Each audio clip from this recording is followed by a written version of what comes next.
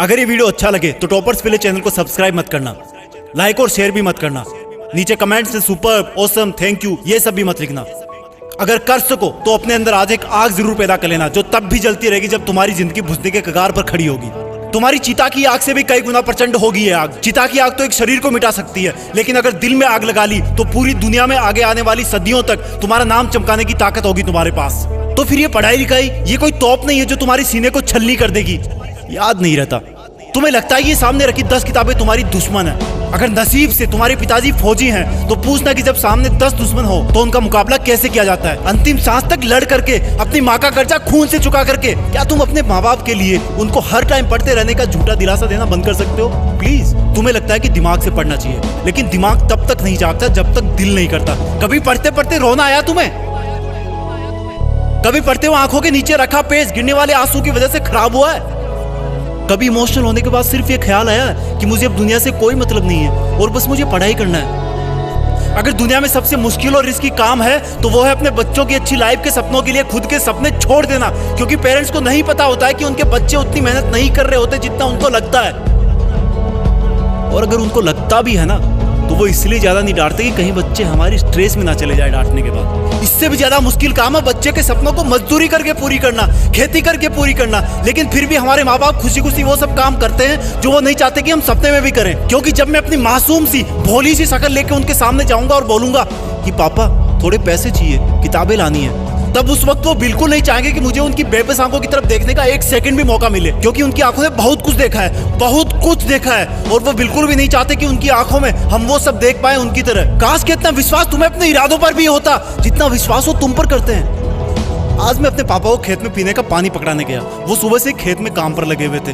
रात को बारिश आई थी, लेकिन इस वक्त की धूप और गर्मी देख के लग रहा था कि मानो सूरज लावा उगल रहा हो। मेरी मम्मी ने कहा कि सर पे तौलिया रख के जा, धूप बहुत है। मैंने कहा नहीं माँ, बस अभी आया वापस। खेत में दूर से पापा दिख गए थे। वो भी मुझे देख लिए थे लेकिन रुके नहीं। दूर से मुझे ज्यादा कुछ नहीं दिखा, लेकिन पास जाने में पाया कि वो पसीने में पूरी तरह से भीगे हुए थे और उनके सिर पे रखा सफेद तौलिया भी पसीने और मिट्टी से मटमेला हो गया था।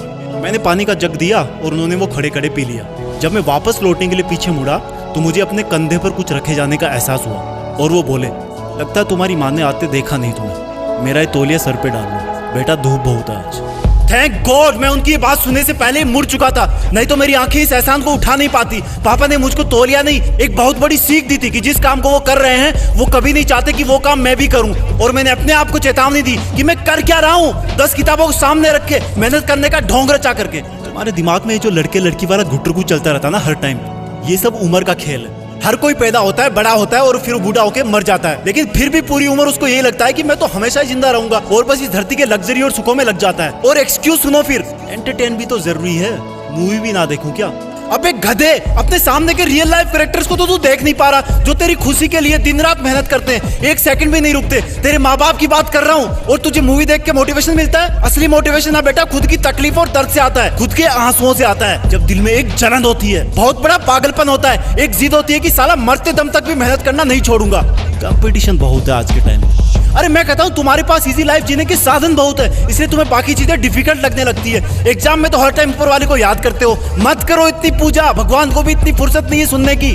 अगर कर सकते हो तो प्लीज खुद को झूठे मेहनत के शीशे में मत देखो। अगर कर सकते हो तो मेहनत करके, पढ़ाई करके, ज्ञान हासिल करके, पैसे कमा करके अपने माँ बाप को भी थोड़ी जिंदगी जी लेने दो यार। 20 बरस हो गए उनको तुम्हारी सेवा करते हुए। कम ऑन, तुम कर सकते हो, come on, you can do it.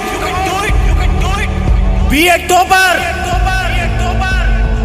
तुम्हें टॉपर बनना है, तुम्हें जीतना है। You are born with a purpose. जय हिंद।